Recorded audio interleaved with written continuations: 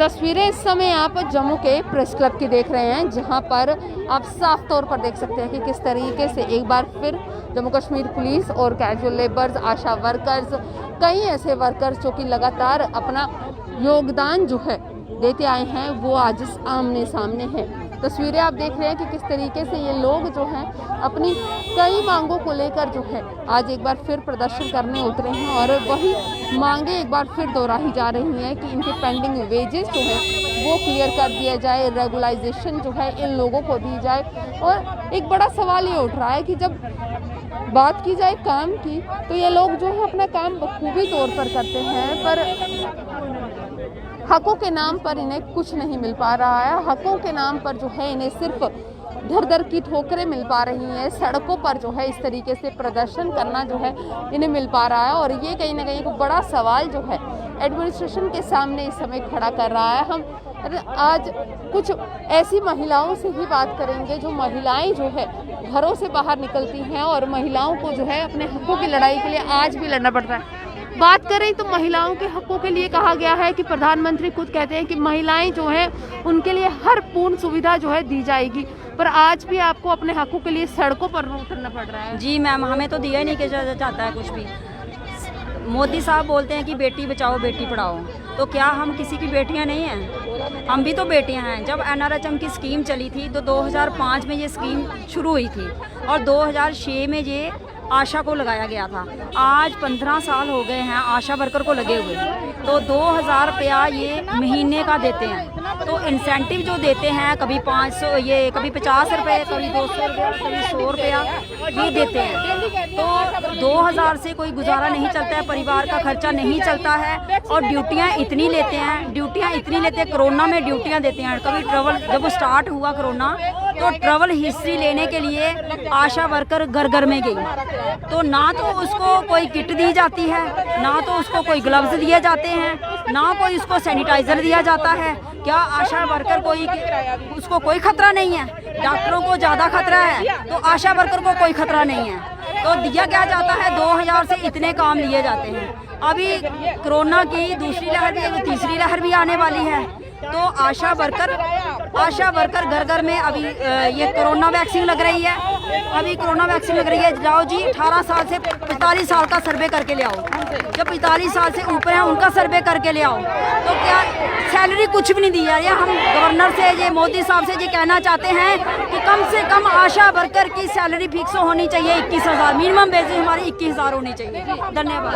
इस तरीके से साफ तौर पर सुना कि यहाँ पर इनका यही कहना है कि हकों के नाम पर जो है इन्हें कुछ नहीं मिलता, काम के नाम पर जो है पूरा काम लिया जाता है। और जिस तरीके से यहाँ पर और भी आशा वर्कर्स हैं उनसे जानेंगे।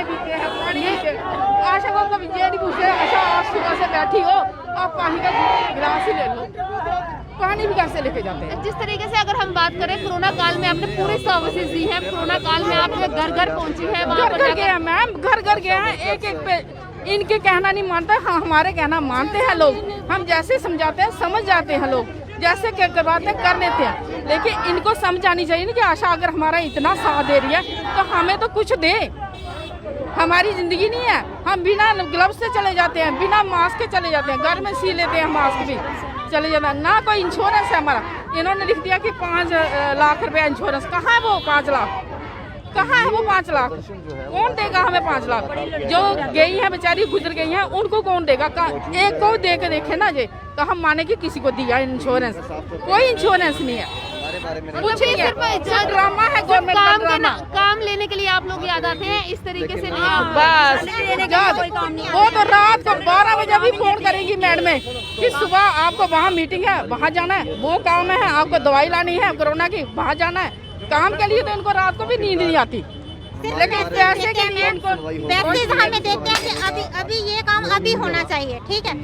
अभी आशा को ये काम करना तो अभी करना है, उसको ये नहीं देखना उसकी परेशानी क्या है। तो जो हम काम टाइम पे टाइम कर रहे हैं तो हमारी सैलरी क्यों नहीं की जा रही है, हमें परमानेंट क्यों नहीं की जा रहा है। की टांग टूटी हुई थी, इन लोगों ने उसको कोरोना की दवाई लाने के लिए जबरदस्ती मजबूर और किराया हम जेब से देते जब किराया वैक्सीन लाने आते हैं। इसकी टांग टूटी है, इसको छोड़ दे, हम भी ले आए, हमारे पास गाड़ियाँ भी है। नहीं मैम, जहाँ तक गाड़ियाँ भी नहीं चलती थी, बेचारी किसी किसी को तेल डाल के ना मोटरसाइकिल का तो जाती थी दवाई लेने, है ना।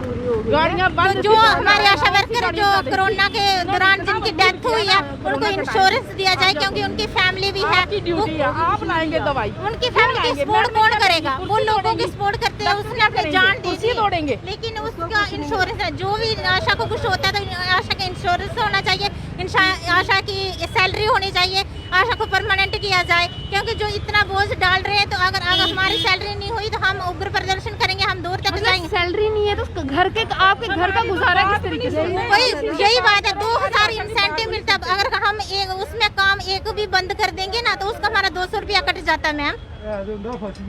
बस इनको काम चाहिए, और जो डीसी मैम बैठे या कोई भी हमारे बैठे उनको अवार्ड चाहिए, उनको सम्मानित किया जाए। बाहरले देशों में, अपने देश में, हाँ वाह वाह आशा बड़ा काम कर रही है, लेकिन आशा को दिया क्या जा रहा है। मैं जहाँ 5 रुपये किराया था 15 रुपये स्टाफ हो गया, हम कहाँ से देंगे। कोरोना की वैक्सीन लेने के लिए हमें रोज फोन किया जाता है, आशा आज PSC में जाओ, वहाँ से लाओ वैक्सीन। वहाँ से अगर आशा कोई बोले कि हमारा काम नहीं है, मतलब कि आज हमें कोई इमरजेंसी जाना है या मेरा बच्चा बीमार है या मुझे जाना है, तो बोल दे तो क्या करें, कैंप कैंसिल कर दें, हम तो नहीं लाएंगे। उनको जो नीला डब्बा है ना मैम, जो कैरियर जिसको हम बोलते हैं, उसकी शर्म आती है हमारे स्टाफ को। अगर उसको उसकी शर्म आती है तो रोजी तो उसके सिर से खा रहे हैं ना। अगर आशा नहीं लाएगी तो बोलते हैं कैंप कैंसिल कर दे, हम नहीं उठाएंगे इस डब्बे को। डब्बे की उसको बड़ी पहचान है जिसमें हम वैक्सीन लाते हैं, उसकी जो हमारी मैडम है उनको बड़ी शर्म आती है, क्योंकि हम नहीं उठाएंगे इसको। ये कोई बात थोड़ी है, PSC में अपने गांव से उठ के आशा वर्कर PSC में जाएगी वैक्सीन लाने, किराया जेब से देंगे। ये हमें किराया भी नहीं देते, हम कहाँ से देंगे किराया इतना। अभी 3 महीने हो गए वैक्सीन चलते, पता नहीं कितने टाइम और भी थी, जो तीसरी लहर भी आ रही है उसकी भी तो वैक्सीन लानी है ना। तो आशा रोज चलती जाएगी, उसको किराया तक नहीं दे रहे हैं ये। और जो भारत में आयुष्मान भारत वाले कार्ड बन रहे हैं मैम, उसके लिए भी लोगों को मोटिवेट आशा ही करेगी, घर घर में कैंप लगाएगी। जो खिदमत सेंटर वाले हैं जिनको कार्ड बना उनको भी आशा फोन करेंगी, हाँ भैया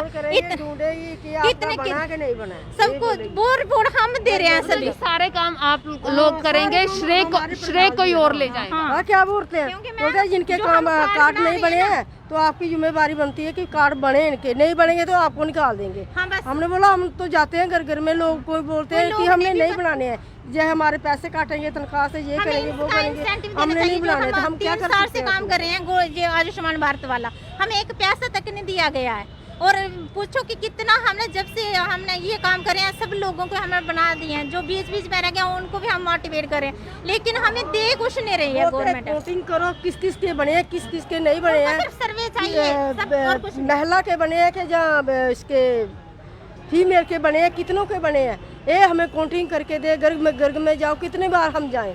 अभी जनवरी से चल रहा है ये काम, जनवरी से हम ये काम कर रहे हैं, इसमें हमें कोई बेनिफिट नहीं इन्होंने दिया आज तक।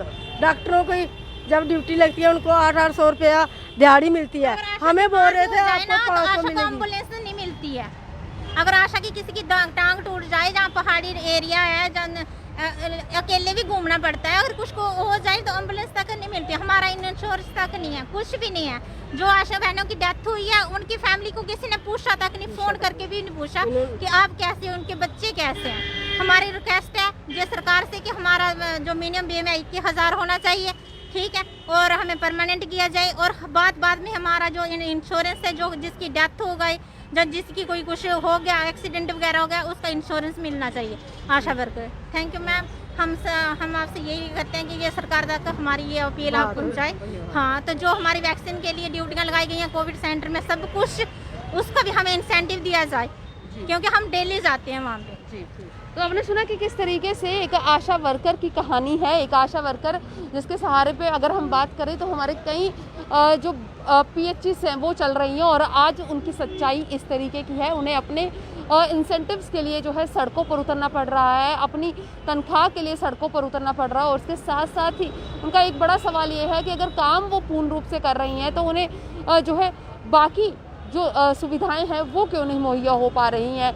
एडमिनिस्ट्रेशन जो बड़े बड़े दावे कर रही है वो कहीं ना कहीं खोखले नज़र आ रहे हैं। और एक सवाल आज एडमिनिस्ट्रेशन से और साथ ही साथ हेल्थ डिपार्टमेंट से कि काम करने के लिए अगर ये आगे हैं तो इन्हें वो सभी चीज़ें क्यों नहीं मुहैया हो पा रही हैं, यही सवाल